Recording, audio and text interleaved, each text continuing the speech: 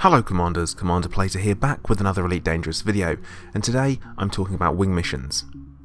Wing missions were brought in as part of the 3.0 update, and unfortunately, like lots of other features introduced, the reception has been lukewarm, and with good reason. I held off making this video until the first rebalance passed by FDev, and I had a little bit of encouragement from Yamix, another YouTuber. First off, let's take a look at the different types of wing missions that are available: cargo delivery, source and return, massacre missions, and assassination missions.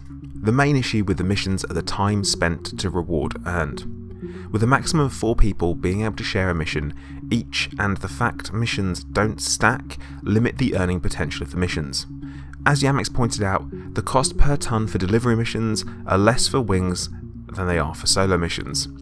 That's not a great start for getting people into wing missions, considering the time needed to be spent finding either groups to play with, or if you're carrying out the mission on your own, the time spent doing multiple runs back and forth.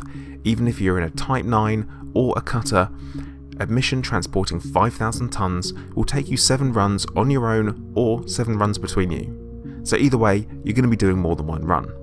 That means, had you picked up enough missions to fill your cargo hold completely, and in one run, you'd be better off. Of course, this does take into consideration perfect conditions for perfect mission boards, which, to be honest, are pretty hard to come by. The missions to source and return commodities is much the same, with the best paying missions having commodities which can be a pain to find, often involving you to make multiple trips across the galaxy in order to find the right commodities at the right place. But massacre missions pay better, right? Well, they typically have a huge number of ships needed to be destroyed, as do the solo ones. But there are more of you completing these. They're not in conflict zones though. That's not great. And finding your target can be difficult for literally no reason. Also take into consideration that if you were to all pick up individual massacre missions for conflict zones, then go to a conflict zone, as long as you all work together and tag each other's targets with one hit, you will come into some inter-player, inter-mission mission stacking, which kind of happens naturally on its own. I think we know at this point why conflict zone missions aren't a thing, as you could literally each pick up the same mission, share it, then all your kills would end up counting for all of them. Mission stacking is not as dead as you could think it really is. I spotted this with Thargoid missions, and yes, the very same one where I land with the 1% hull, they do stack, sometimes. Assassination missions.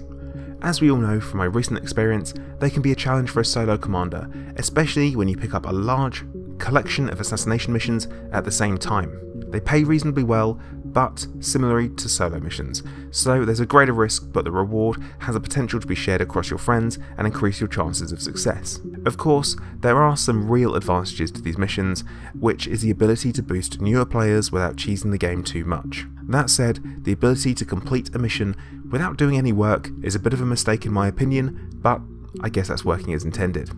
The real question is, are wing missions broken? Well, in short, no.